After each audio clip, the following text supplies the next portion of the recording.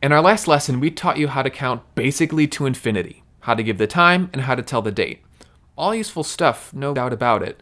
Lucky for you, the useful stuff doesn't end there. Today, our Inkling lessons will continue to expand the kinds of things we can say. First up is negation. We've used words before to talk about a verb that's happening.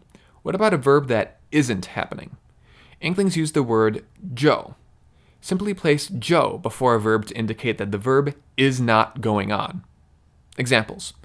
Noi jo sofú. We are not winning.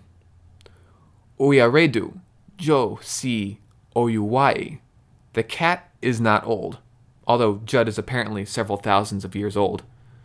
You can also negate a descriptor. Let's try this. Jo ryuno. Not bad. To remark how cool someone isn't, say, Zoe jo si oe. He's not so fresh. Unlike what you may be thinking, placing jo in front of a lone verb isn't how you tell someone what not to do.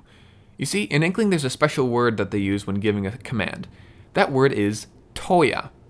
Placed after a verb, it creates an imperative of the speaker to the speakee. Example, ja toya is a command to go. Tabai toya means stop. Jo bie toya is a less impolite way of telling someone to be quiet. Here's a particular situation you might find yourself in during a match. You have to give a command to a teammate, but you don't know his or her name. What do you call people? Inklings have words especially for this problem. Inklings don't like being stuck in awkward situations, having to call some guy bro and hoping he'll turn around. Most Inklings are pretty casual people. They're not too formal and really don't feel much need to be polite most of the time. However, when talking to strangers on the street, these titles that they use to call their peers are simply a sign of common courtesy. When talking to a man who is visibly older than you, it's proper to refer to him as kaie, whether or not you know his name. Unlike some languages out there, this kaie does not combine with his first or last name. It's just kaie. The same sort of thing goes for jegai, the title for a woman who is older than you.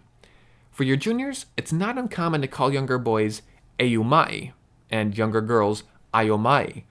For passersby in the street, a better title for them is sukaie for boys and sujegai for girls. And naturally, when talking to a friendly guy or gal, you can playfully demean them by calling them sujegai or sukaie. Not everyone will be a fan of that, though.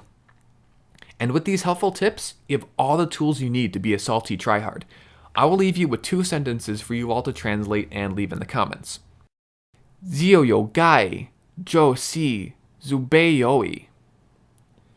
Zio yo gai jo si jubeyoi. Suje gai jo paigi waya toya. Suje gai jo paigi waya toya. Thanks for watching. Join us next time as we go deeper into how to describe action words in Inkling. See you then!